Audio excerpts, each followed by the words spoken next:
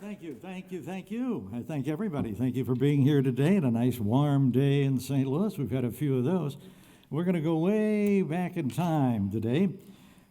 If you found out about today's program from an item by Dan Neiman of the Post-Dispatch, that was last Friday's in the Go section, you probably saw that he said, "I am St. Louis's favorite Lepidora." I've never been called a Lepidora before, so I called Dan, "What the heck is a Lepidora?" And he was embarrassed and apologetic because the word was a typo. He meant to use the word Leporito. I didn't know that either, but it's a scientific name for a rabbit.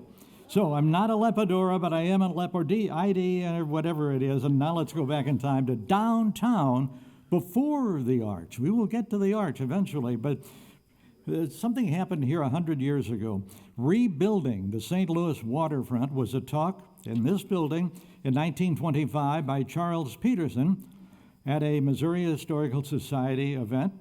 Peterson, who became landscape architect of the Jefferson National Expansion Memorial, made an intensive study of the architectural and social history of our region and wrote articles on the subject. In his talk, he showed 50 views that were both historic and current, as he told the stories from the times of Creole St. Louis to the date of his presentation, again was 100 years ago this month. In it, he illustrated the problems of building a great memorial on the riverfront. And today, a century later, I will offer a composite of what downtown was like before the arch, and then Andrew Wanko will be here from the History Museum to talk about the design competition for the memorial, and John Gunther, historian and author, will speak on the building of the arch, and later on after the program he will be signing his book about the arch outside of the gift shop.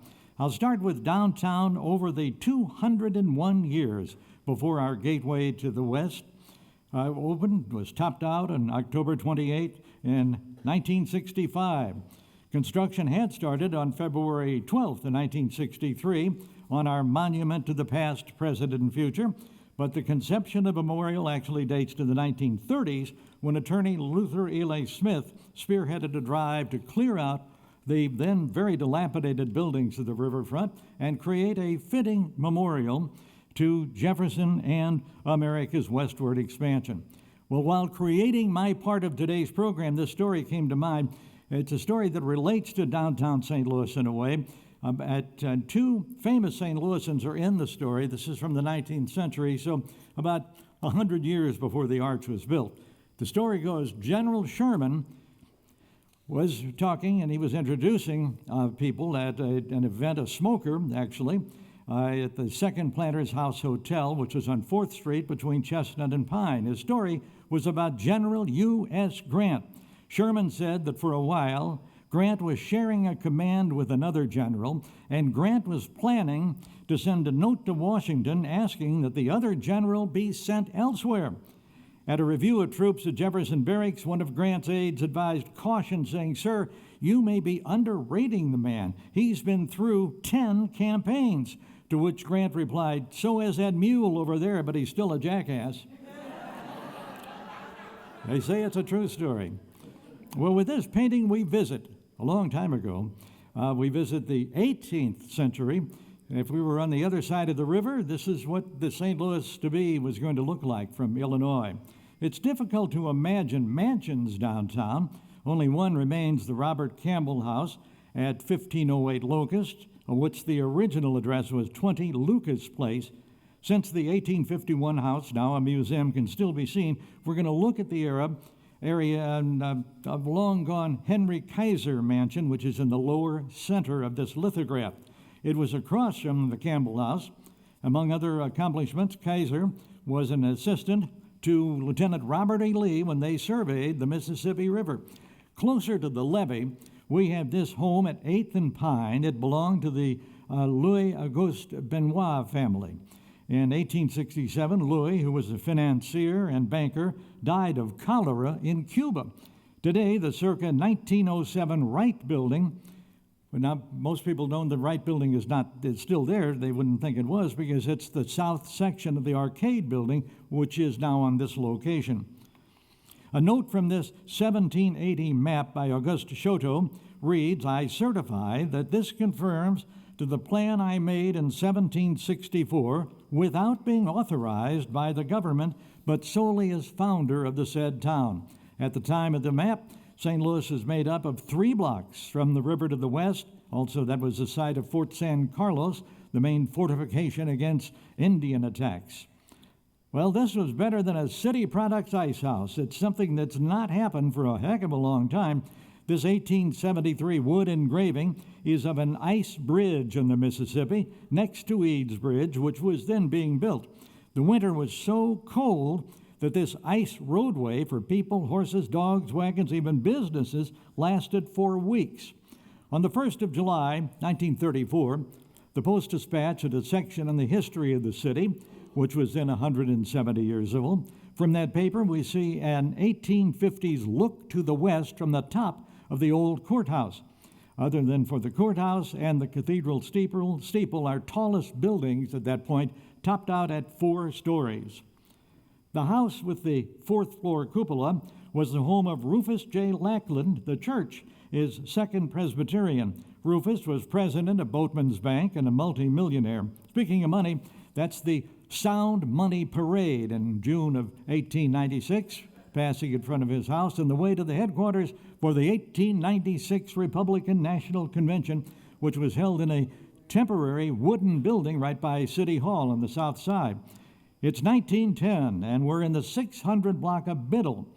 5 street urchins are right there on the right. They look as if they could do with a hot bath. And that cute little girl on the left was really about ready to head up the stairs for her Saturday night bath, and her big sister has the wash tub ready. In those days, when few people had inside plumbing, tubs like this were common. The girl actually got a creosote coal tar shampoo with lye and camphor because she had head lice.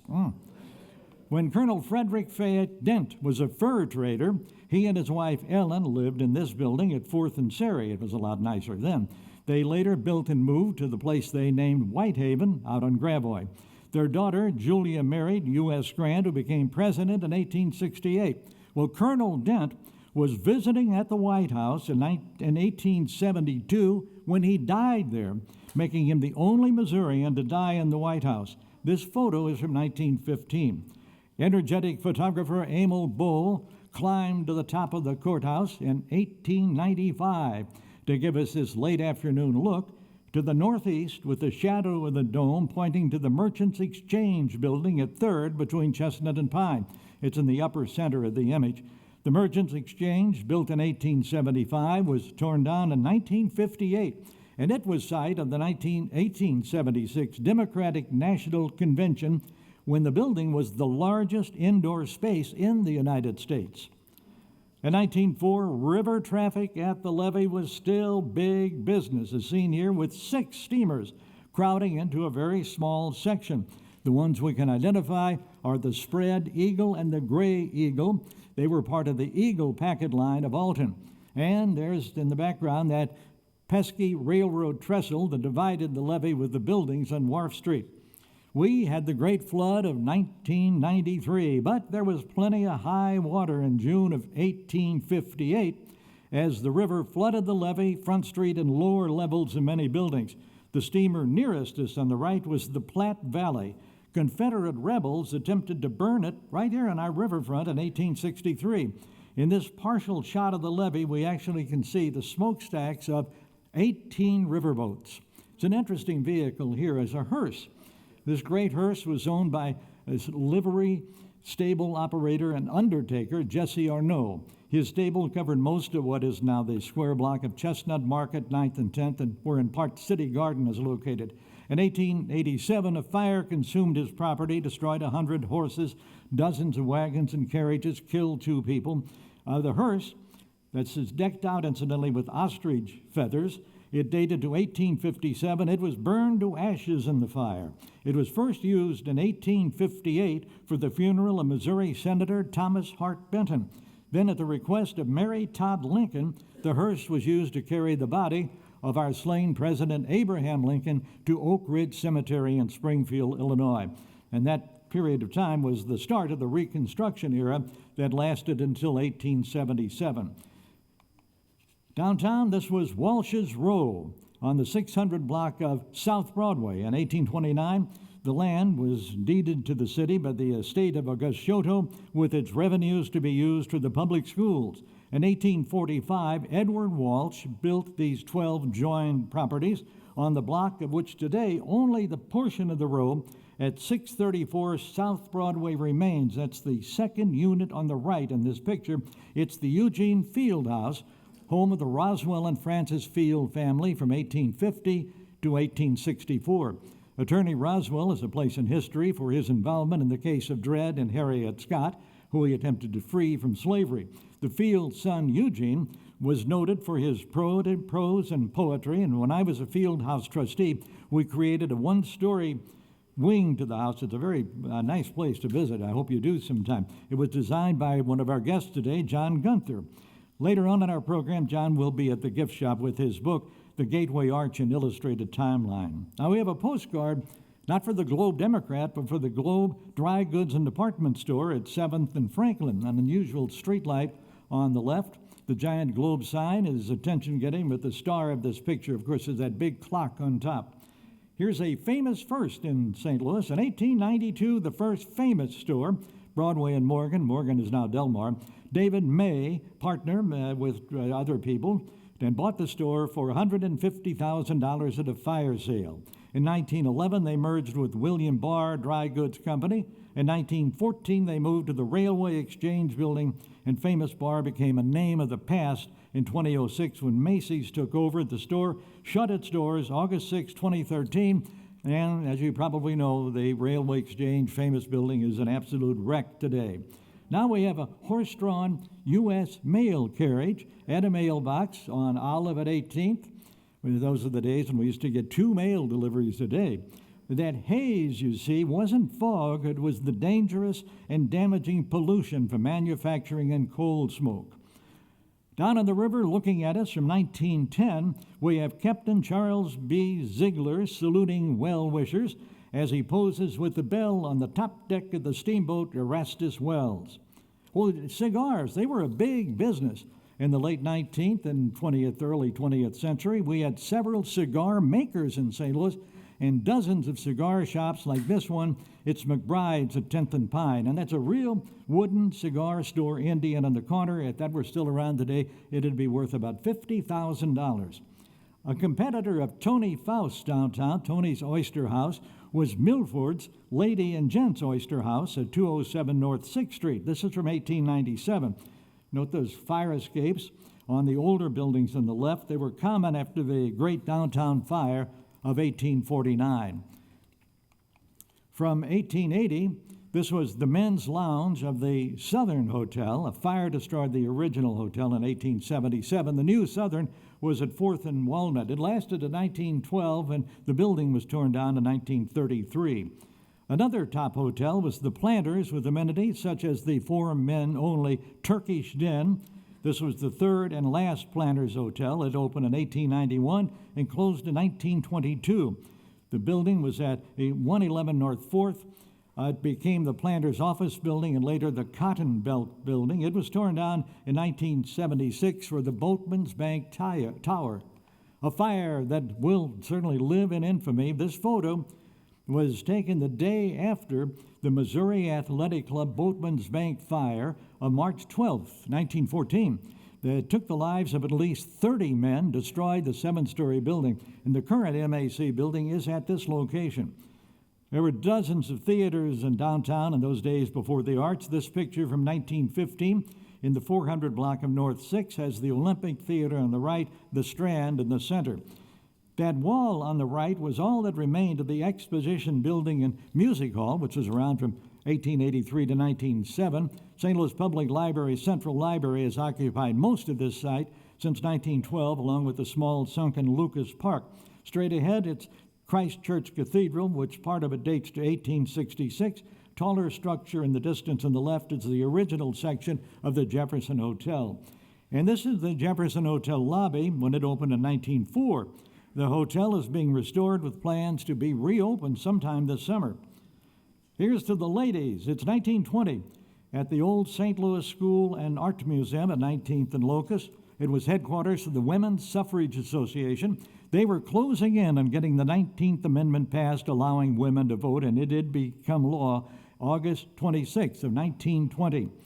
From 1910, it's the rail deck of the municipal bridge, now the MacArthur Bridge. The cars are filled with coal of some type, and look right there, there's one guy is making a free trip across the river. This electric welcome to St. Louis was at the west end of the municipal bridge, or sometimes known as the Free Bridge, right by the clock tower. This was a snowy day in 1925. The Free Bridge, also called the Suicide Bridge, due to that bend in which many people decided to end it all by plunging to the levee in their car. This from 1913. It's a soup kitchen at the hall next to Our Lady of Victory's Hungarian Church at 3rd and Gratiot. That hall is gone, but the church is still there. We take to the air thanks to photographer W.C. Persons, who took this picture called Skyline from the St. Louis riverfront in 1918. The steamboat, second from the left, is the Liberty. On the right, it's the St. Paul of the Streckfus steamer line. We go back 154 years to Chestnut Street. We're looking east to 4th Street, that lonely gas light there. The roadway was unpaved. The buildings we see in the background are now were there where Luther Ely Park is today.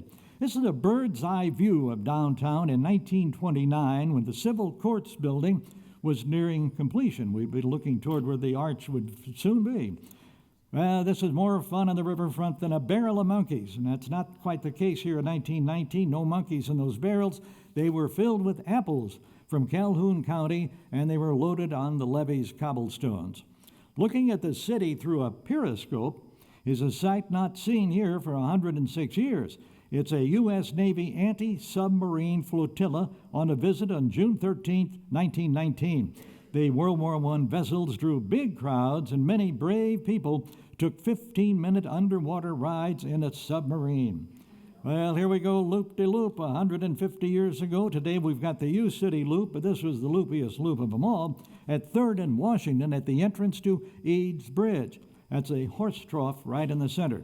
Look, up in the sky, it's cables, wires, and power lines, forming intricate patterns over Broadway and Pine in 1905. That's when it was said the riverfront was in despicable and deplorable condition, that was a quote, as it had been almost abandoned by business and the city had turned its back on the river, so the area had become a resort of the vicious and the depraved. This was not a city landmark, but one was coming to this corner on 12th Street. 10 years later, this would be part of the site of the home of the Civil Courts building. The arch was our definitely biggest construction challenge, but here in 1929, it was also a big job to put those capitals and the columns on top of the Civil Courts building. This was a dark day, the darkest day ever in St. Louis. November 24th, 1939, as the smoke haze hides the Civil Courts building. This day was called Black Tuesday due to pollution. Actually, it was a bright, sunny day. Here's the industrialized intersection of 8th and Poplar. We're looking across the Mill Creek rail yards at Simmons Hardware. This is like a scene from an RKO film movie. It's the Rivoli Theater at 210 North 6th. That was built in 1896 as Caesar's Cafe. It was torn down in 1983 for part of Metropolitan Square. Well, there's no arch in sight yet, but from 1938, we see some buildings on 2nd Street that were about to be raised to make way for the Jefferson National Memorial. And a victim of progress was the Federal Land Bank building that was built in 1900. It was at 315 Pine. It was one of hundreds of buildings that had to go for the memorial. Strike up the band. I'd have to get a commercial in somewhere here. In this 1926 postcard, it's the KMOX Orchestra in one of the station studios in the Mayfair Hotel at 8th and St. Charles. Of course, that hotel is still there, now called the Magnolia. Who doesn't love a parade? Wow, it was a fine June day, 1926, and those brave gents on the left are enjoying the Grotto Parade from their lofty perch on the 4th floor of the Arcade building. Here we see preparation work for Memorial Plaza. We are looking east on Market from 8th Street. Down to the river, it's Wharf Street. In 1938, with Eads Bridge there, that's now Leonore K. Sullivan drive, we see that land was really being cleared away of all that property was going for the memorial, and there is that troublesome railroad trestle to the left. Going from the Albatross to the Admiral, 1937, and Banner Iron Works is finishing the superstructure that would remake the 1907 rail car ferry boat Albatross into the world's largest river excursion boat, the SS Admiral. This was called a futurescape of the riverfront. It was created in 1928. The concept was called a plan for the riverfront. It took 37 more years and many design suggestions, but Eero Saarinen came up with the winner, and Andrew Wanko of the Missouri Historical Society, who has prepared a fascinating program detailing many of the submitted memorial designs for the competition, will be with us in just a couple of minutes. And here's the memorial site. After most of the buildings had been done away with, the north section was a massive parking lot, and it was that way for years. This was the 3rd Street Highway west of the Jefferson National Memorial. It was replaced by the depressed highway, and both of them were big barriers for people going between downtown and the memorial.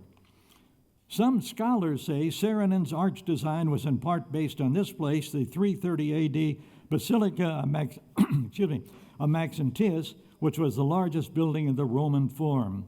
From May 1964, we have the arch. It's starting to take shape. The old cathedral, the only building not torn down to make way for the arch.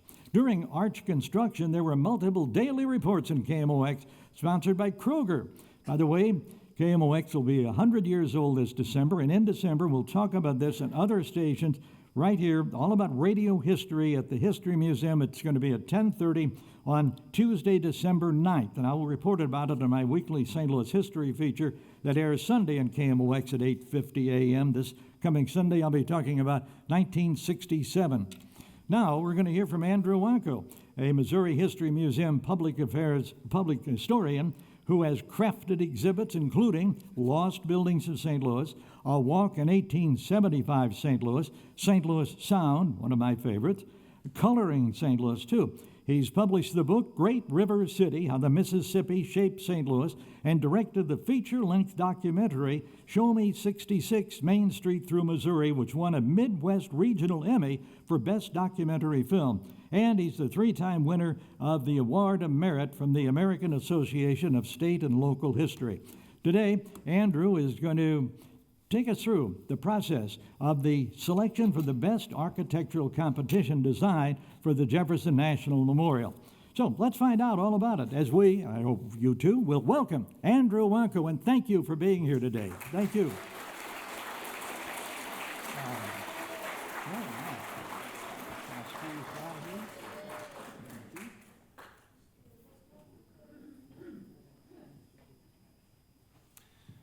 All right, I know it's going to be hard because you've been looking at this thing your whole life, but pretend this doesn't exist. It's a giant croquet wicket. You've never seen this thing before, because the arch, while it might be the single thing any of us can imagine standing on the St. Louis riverfront today, it was actually one of 172 different possibilities for what could have been the St. Louis riverfront. The arch grounds what was the Jefferson National Expansion Memorial. The actual design of that memorial was a result of an architectural competition that was held in 1947, and had young Michigan architect Eero Saarinen woke up one morning and decided, there's a thing in St. Louis, but I don't think I'm going to enter it. I'm going to design something in Kansas City instead.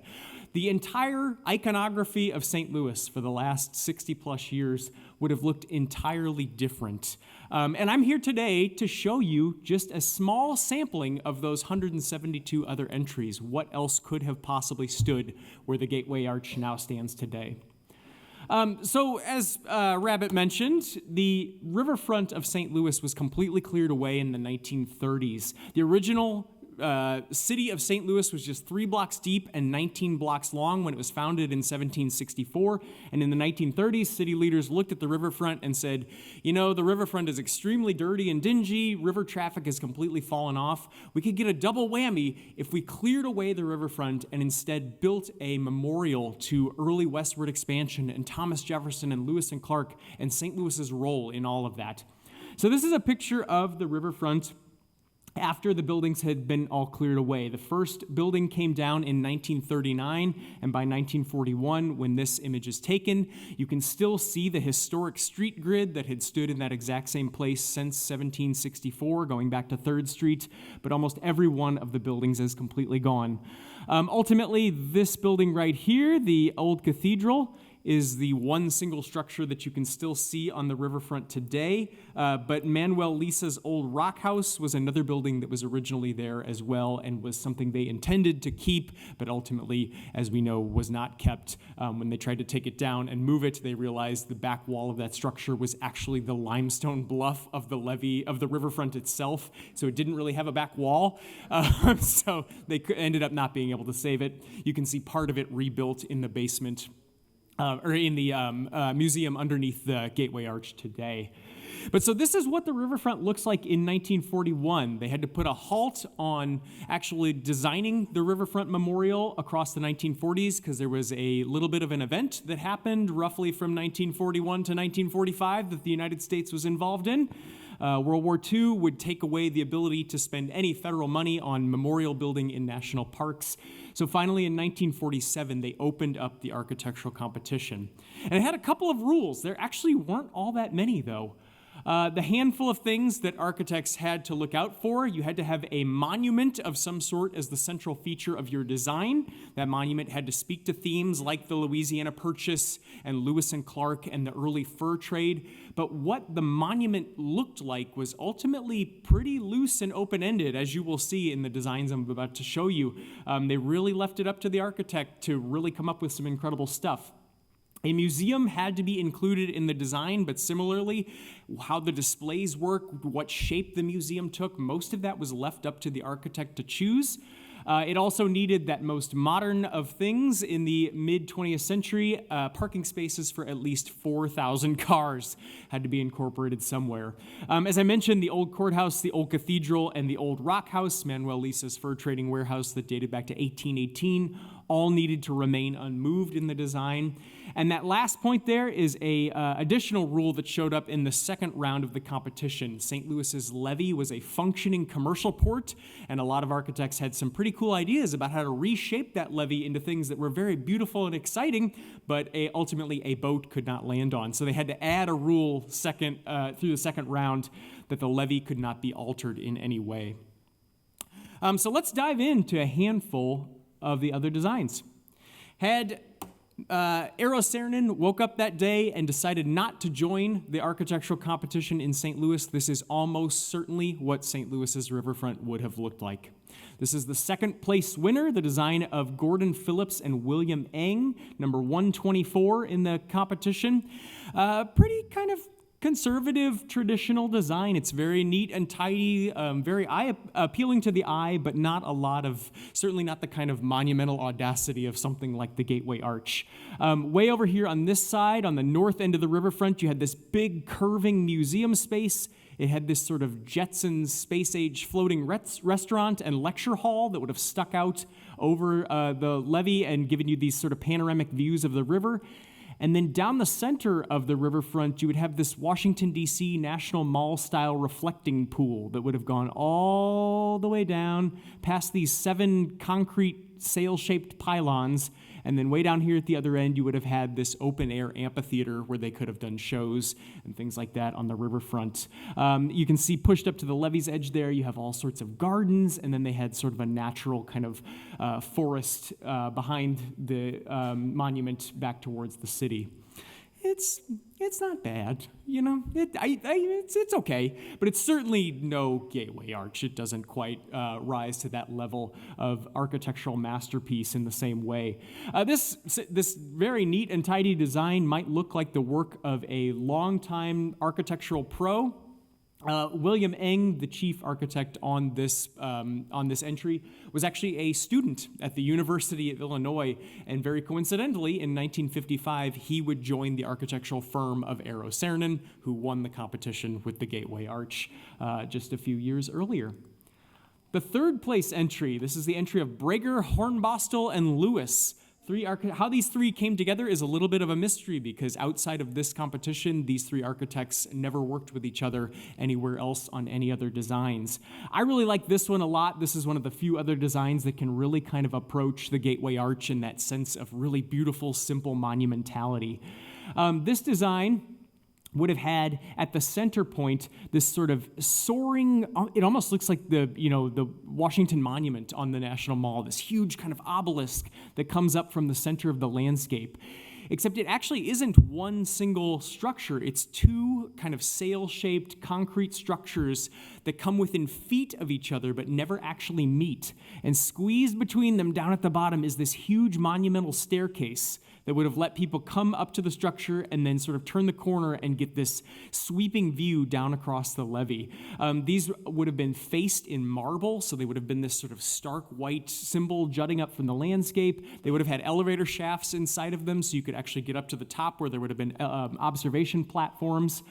And then the Architectural Museum gets kind of pushed back to this corner. It had this sort of walking plaza built across the roof and this really neat kind of rotunda building on the end. And then kind of dotting the open landscape, you would have had these little collections of historic recreations of like colonial St. Louis structures and riverfront fur trading buildings and all of those kind of things. A pretty neat design, but again, I think the Arch is still coming out the solid winner for me.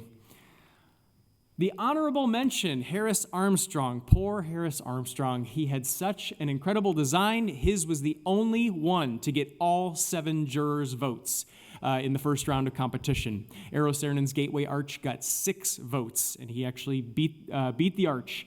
Harris Armstrong was a local St. Louis architect based in Kirkwood, and he came up with this really revolutionary kind of radical design that took these huge chunks out of the levee's edge. He would have raised the entire riverfront up to the height of the 1844 flood. You know, Rabbit just showed that picture of all the buildings along First Street half underwater. St. Louis's riverfront in 1993, it would have flooded had it still been there. So he raised up the entire levee. He used these huge sweeping chunks to create all the fill dirt that would raise this up to this huge new height. You had this curving museum that curved around this sort of big inlet. It always makes me laugh that this is so strikingly modern. And then he put a literal seashell theater shaped like a seashell down at the bottom where people would have watched shows and performances. Over here at the end, you have another one of these kind of really space-age floating restaurant lecture halls at this big jut into the levee. The jurors were completely blown away by this design, but of course this is when they realize we've kind of missed something in the rules. No boats can possibly land on this and load and unload material, and St. Louis's levee had to remain functioning as a commercial port. He was given a pass through round 1, but forced to dramatically rework his design in round 2. It didn't quite blow the judges away the way his first round one did. In round 2, he had this huge sort of hulking kind of structure meant to symbolize a plow tilling the landscape. You can see he's got these rows of trees that go back and forth, almost looking like crops rising out of the landscape. And of course, the levee is back to normal, so all of these boats can park here. Harris Armstrong is, as I mentioned, he's a local architect, though, so you can certainly see a lot of his work around town today. That little white building there is the Shanley Building in Clayton, which you can still see standing today, widely regarded as the first fully modernist building created in St. Louis in the mid-1930s. Frank Lloyd Wright made a special point to visit that building when he came to St. Louis in 1937, and that same year it won a silver award for merit at the Paris International Architectural show. So he designed that. Anybody familiar with the giant U-Haul building on Kings Highway that kind of juts up out of the land? Hidden underneath that U-Haul exterior is an incredible mid-century modern structure that Harris Armstrong designed for the Magic Chef Stove Company. Had this really cool sculptural ceiling down in the lobby.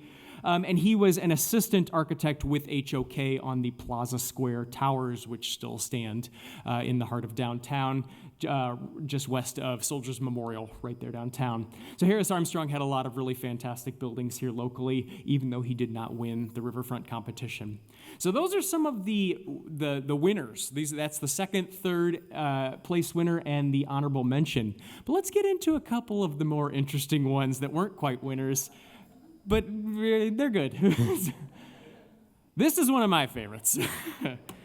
Carl Koch was a New England architect who spent most of his career designing prefabricated suburban ranch homes outside of New York City.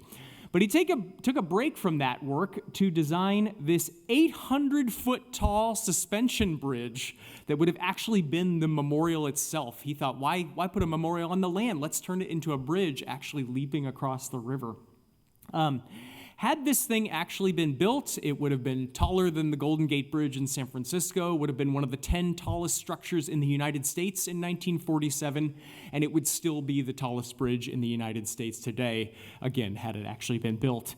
It was this incredible suspension bridge that had this sort of parting superstructure, and up there in the middle, it would have had an observation tower where you could have gotten these sweeping views across the city, would have leapt across the river on one pier, and down at the bottom here, they would have had again, like a floating amphitheater where they could have performances and shows actually out in the middle of the river. I don't know how that would have worked during floods, but a pretty incredible sort of forward-thinking design. On the actual grounds itself, he basically turned it into like St. Louis Disneyland. He had a little bit of anything and everything over here. There was a fish hatchery and a model working farm and gondolas that took people around the site in canoes. He even had like a folk dance school. It spilled over onto the East St. Louis riverfront too. He wasn't holding back. He was just taking land, taking the river. He was going to use it all. Really cool design, pretty interesting to think about if we had actually had this bridge, but immediately this was disqualified because the river was not part of the memorial grounds itself. You weren't allowed to decide that a bridge could be the monument. He was not the only person to propose a bridge, but right away he was out. Here we go.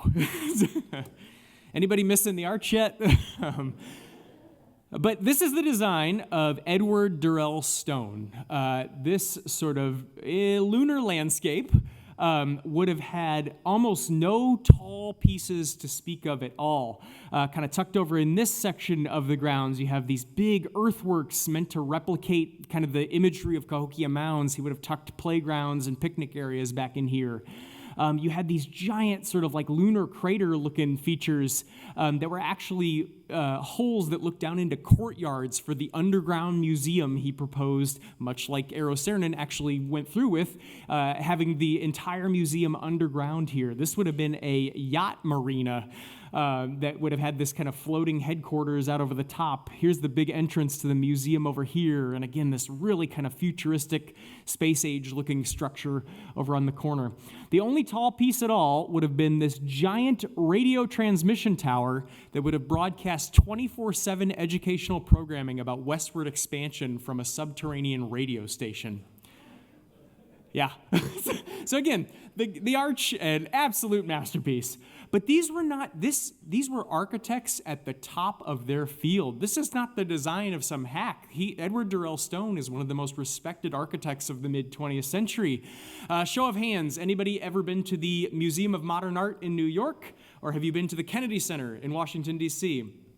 You are standing inside one of Edward Durell Stone's buildings. He built both of those, or designed both of those structures. He was on the front cover of Time magazine in the mid-1950s. And I don't think we have to go as far as New York or Washington, D.C. to find a structure of his that you all have been in, though. He designed a very famous local structure in St. Louis that is much beloved. Anybody have any guesses? The architect over here knows it. Bush Memorial Stadium. Edward Durell Stone was the architect who designed the ring of 96 arches that encircled the top of Bush Memorial Stadium.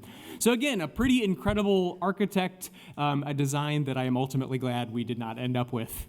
And the last one I was going to share with you real quickly here. This is the design of Weiss, Adams, and Obata, three young architects from the Chicago office of Skidmore, Owings, and Merrill, one of the foundational sort of firms in mid-20th century skyscraper design, had done some incredible work already by this point. They had another, again, that one that was sort of like Disneyland-esque with stuff covering every corner. They had this very kind of busy city within a city plan for the St. Louis riverfront. You've got hotels, you've got little mock villages, you've got a boat marina down here. Here's an amphitheater built into the levee, like sort of anything and everything covering the entire riverfront. But the centerpiece of their design would have been this enormous plaza that jutted out into the water itself. And in the center of the plaza, you would have this 40-foot tall statue of Thomas Jefferson. Behind him would be this nearly 250-foot tall sort of concrete sail. And the plan was that at night, they would put a spotlight at the base of the Jefferson statue, throwing his shadow up onto this giant sail, so he would be kind of like looming over St. Louis Joker in Gotham City style. Again, very, very interesting. On either side of the Jefferson statue, they planned for these two large sculpture gardens. One of them would be filled with sculptures dedicated to examining the United States past. The other side would be filled with sculptures that looked at the United States present. This is an interesting one with another fascinating local St. Louis tie, because does anybody recognize one of those names from around here locally? Gio Obata would, at the time, he was a young architect in the office of SOM up in Chicago. He would come back to St. Louis in 1955, where he would team with George Helmuth and George Kassebaum to open HOK, which is now the largest architecture firm in the world, have 23 offices around the globe. He, much like Harris Armstrong, is the architect behind a number of other really incredible buildings around St. Louis. Priory Chapel that you see up there in the top corner, an incredible structure, one of the most beautiful religious structures, not just in St. Louis, but anywhere. He used 50 thin-shelled concrete arches to create a perfectly circular church space that is just flooded with all this beautiful natural light. He was the architect of the McDonald Planetarium, which of course is on the other side of Forest Park, now part of the St. Louis Science Center. And that building down at the bottom there is the Smithsonian National Air and Space Museum on the National Mall in Washington, D.C., which he was also the architect for. But he was also the architect of another building, the one you're sitting in right now. HOK and Gio Obata was the head architect for the addition to the Missouri History Museum. The structure you're sitting in right now opened in 2000. If you go upstairs, that incredible river mosaic that flows across the floor underneath the Spirit of St. Louis airplane, that was actually designed. His wife, Courtney, was one of the artists who designed and installed that river mosaic that's up there. So an incredible architect with a huge local legacy in St. Louis. In this particular case, I'm glad he lost. Because we all know how this story ends. Entry number 144, young Michigan architect Eero Saarinen. There he is sitting under the structure you all have looked at for the past 60 years. Down below there is a little sketch he did on his copy of the entry rules for the Jefferson National Expansion Memorial Competition. So you can see even from the very beginning, he was thinking about arches, and he would turn the shape over in his mind countless times before he ultimately got to the design that we see today. And so I took you, Johnny Rabbit showed you a little bit before the arch went up. I just took you through some of the other designs that could have been on the riverfront. But now we'd like to welcome architect and historian John Gunther to tell you about the construction of the arch and some of the downtown development that followed. John is a fellow in the American Institute of Architects, has produced a distinguished body of architecture that fits comfortably into their physical, environmental, and historical context. He's also the president of the local chapter of Architectural Historians. Following our program, John will be up at the bookshop to sign his book, The Gateway Arch, An Illustrated Timeline. I have a copy of it on my desk, and you should too, because it's wonderful. So please welcome John Gunther.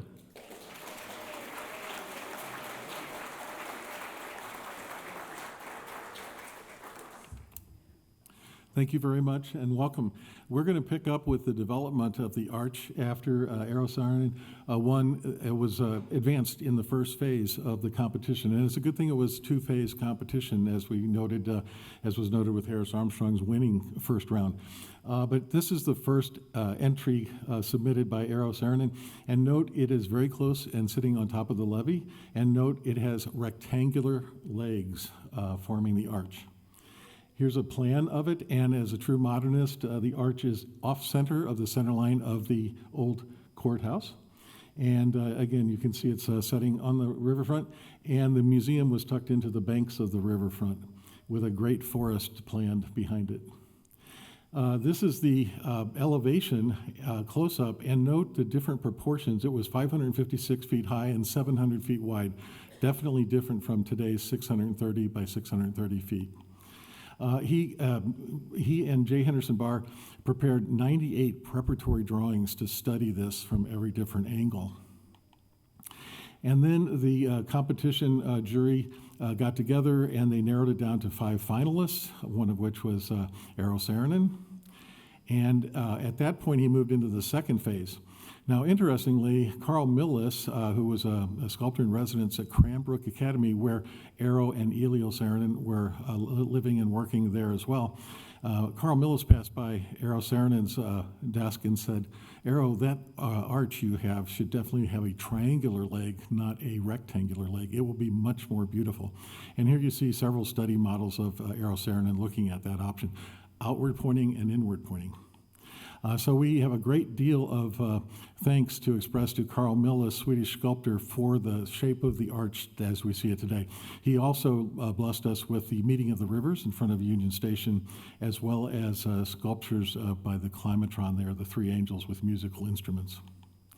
So the development of the arch continued to be refined into a flattened catenary. Catenary, Latin for chain. If you hold a chain upside down, it forms a shape, but it's flattened because Eero thought the top should be more rounded and flatter.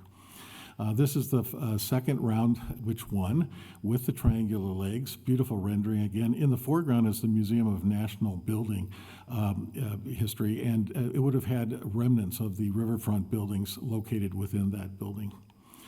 Here's a later development, and the arch was to span and embrace the old rock house on the riverfront had it remained. However, as the plan developed, one had to deal with, as Rabbit has mentioned, that pesky railroad. And that railroad trestle had to be removed and relocated further west, 105 feet. It's in the hillside, and it's covered in tunnels. And so now the arch, as we all know, is up on the riverfront bluff. Interestingly, architecture does not exist on its own, and a proposal for 2 40-story towers was proposed for the Mansion House towers.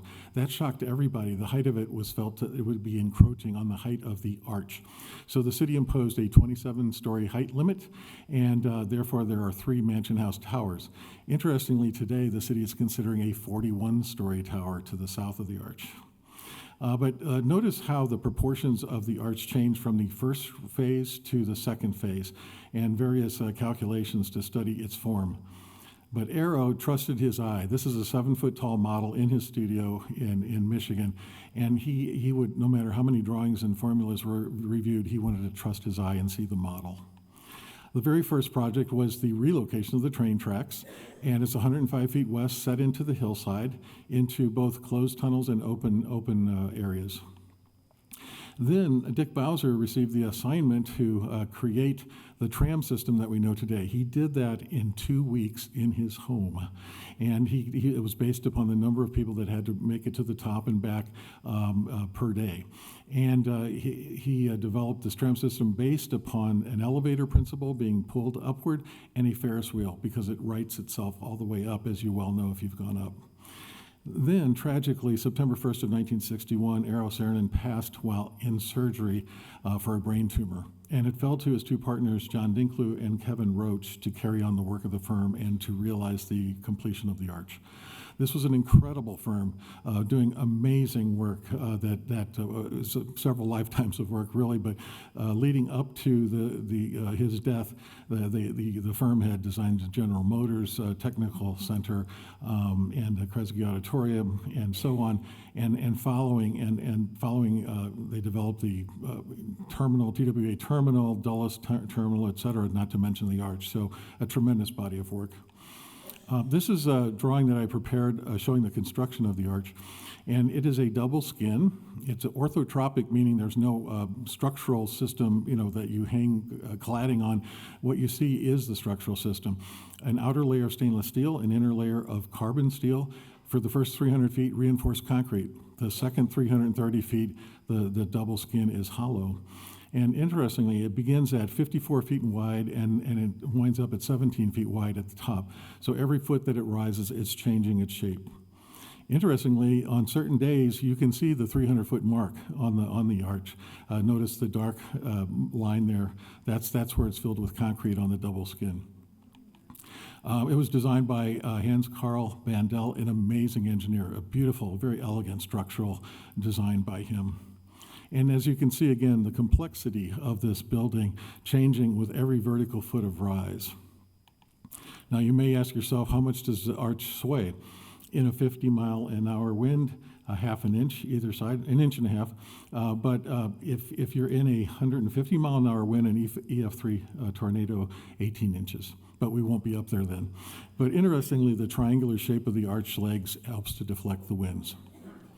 The contract was signed with McDonald Construction Company to begin the construction of the arch. And work began on the foundations, the south leg. It's about 50 feet into bedrock. And the first pour for concrete took 23 hours. Continuously, concrete trucks were driving up and delivering the concrete for that pour. So it's locked into the bedrock very solidly. Here's the foundations rising up. And you'll note the rebars are coming out of the foundations to engage with the future stainless steel form of the arch. The triangular sections, the workmen called them cans, and they welded these plates on site to create these triangles. So they were brought in on a railroad, welded together, and then hoisted up by crane, up to about 72 feet or so. At that point, they had to erect creeper derricks on the outside to lift up the triangular sections. And as they did that, with each section going up, they had to, at night, after each can was welded in place, they had to measure that point in space. And so Ken Kochmeyer, who actually talked about this idea in this very building on the 50th anniversary, he said they were they were measuring it at night. They had a Christmas tree light on the triangle. They'd measure from their space up to the light, down to the ground, to the benchmark and back, calculated that so that the 630-foot wide arch would come together perfectly at 630 feet above. One night he said they were measuring a star and they had to start over. At any rate, here you see the reinforcing, the steel reinforcing popping out of the double skin, out of the concrete, ready for the next section. The welders were incredibly talented. And here we see a very momentous day with Percy Green and Richard Daley climbing up the north leg, which was about 300 feet in height. They climbed up to about 125 feet, and that was to protest the lack of employment of African Americans on this job. It was a federally funded project and with no representation, not enough workers. And so they were demanding 1,000 workers there. And so that led to the Equal Employment Opportunity Act being enforced nationwide. So when you think of what one person can do, this is an amazing story. And with that, I would like to pause for a moment. We have the privilege of seeing a wonderful preview of a documentary on Percy Green that will air October 27th on PBS. So would you please roll that?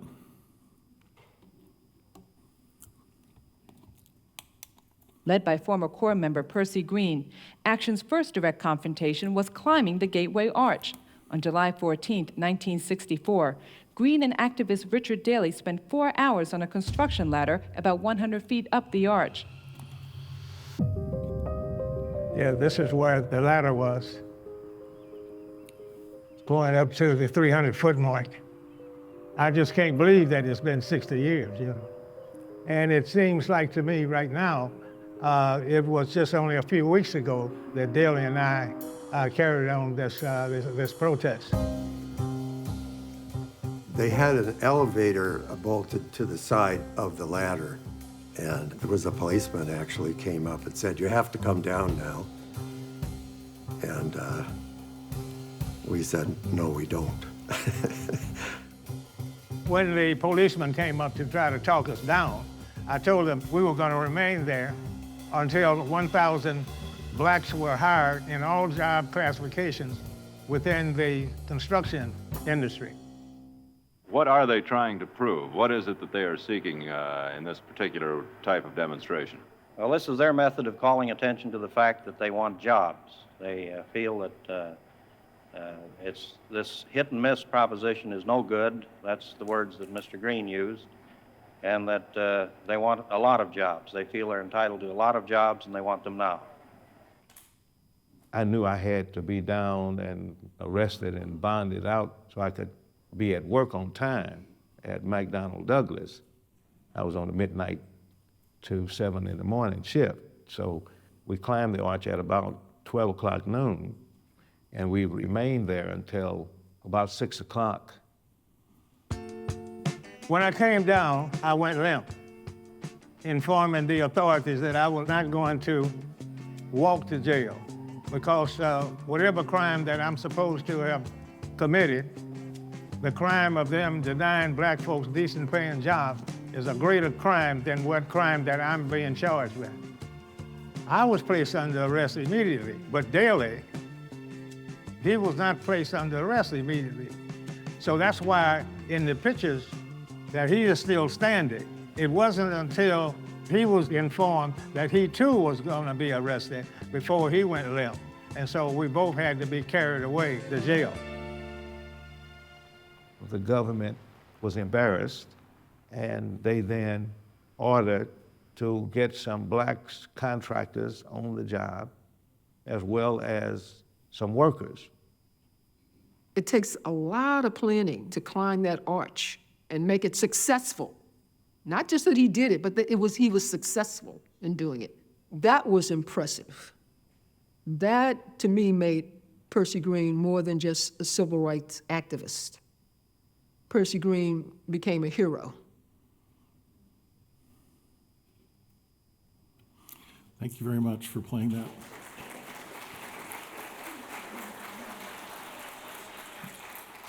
Truly an impressive and momentous day, and one with great impact. I had the privilege of meeting Percy Green in 2023. I attended his talk at the Arch on this, the planning of this protest. It was very carefully thought out, and a real privilege to know him. I would also like to point out at the north leg of the arch where he climbed up in protest, that is, if you superimpose the site, the aerial view of historic St. Louis riverfront, that is the location of the Papan building on First Street. That is the site of the Dred and Harriet Scott trial, the third trial, the one that went to the Supreme Court and ultimately led to the Civil War. But a very important site. I think of the north leg as the civil rights leg of the arch. And to the south, Dred Scott was at the Barnum Hotel. He worked there the last year of his life in freedom. This is a view of the Papan building where that trial was held. And this is the Roswell Field who defended Dred and Harriet Scott in their freedom suit.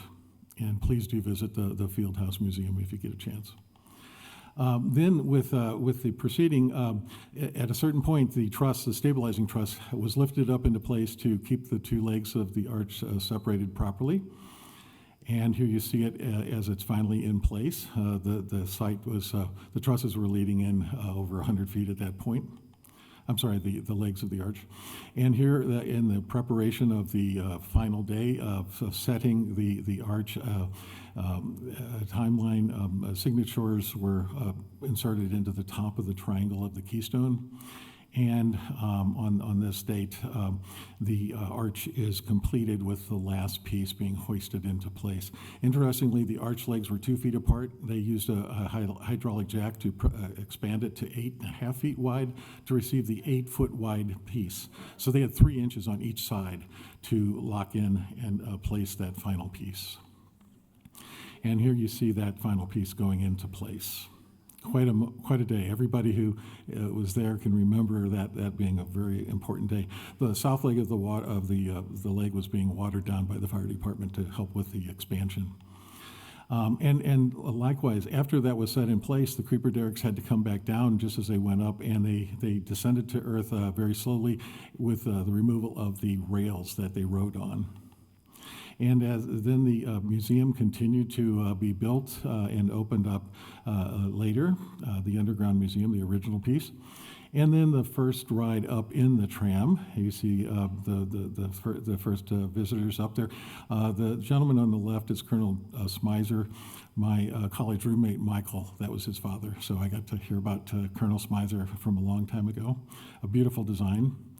Here you are at the top looking out. And when you think about the fact that there was no loss of life in this project whatsoever, especially building such a powerful form and one that really seemingly had no vertical or horizontal, everything was diagonal and moving through space. The landscape was yet to be completed in 1970, so the next 10 years that was put in place. A new beacon was offered by the Daughters of the American Revolution, and part of that ceremony was standing on top with that new beacon. That gives me chills. And then here you can see the landscape coming into place and the two outer sections of the stairs, the grand stair coming down to the riverfront, are in place here. And then the museum is completed finally and opened up. It was a time ring of history, so it was a very avant-garde design in its day. And here you see a view of the landscape completed. And it was then, the arch then received a designated National Historic Landmark because it is the tallest monument in the United States. And then the arch was lit vertically from underground basins designed by Randy Burkett. And he's actually subsequently relit it several times. The most recent was November of 2023. It's a very, very efficient lighting system. And here you see the grand stairs completed with the center section now filled in. So you can see this took a long, long time as funds were available. Then the competition was held to connect the arch grounds with downtown, and a new design for a new museum was proposed and won by Michael Van Valkenburg Associates.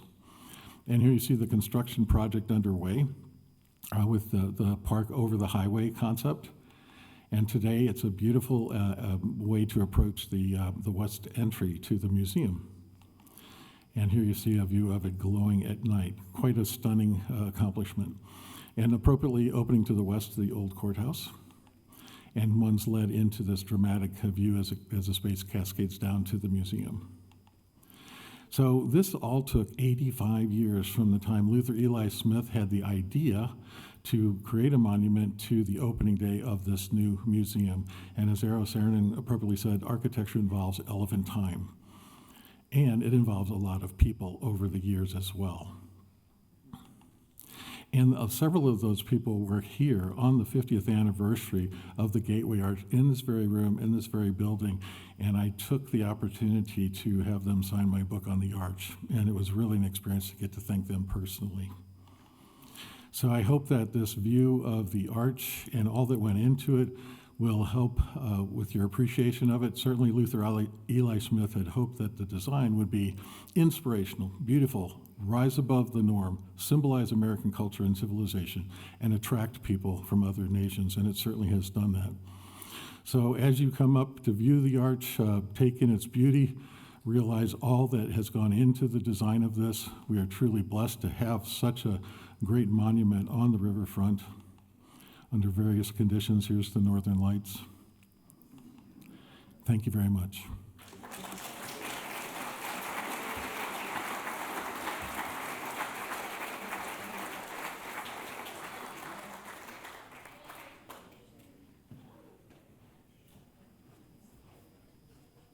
Very interesting program, and I'm glad you were all here for it. And John is willing to sign his book for you if you're headed around to the gift shop. I hope to see you up there as well. Hope to see you here for our History of St. Louis radio program. A big presentation, especially about the 100th anniversary of KMOX, and that's going to be in December. Thanks again very much. I'm glad you were all here. I really appreciate it. Thank you.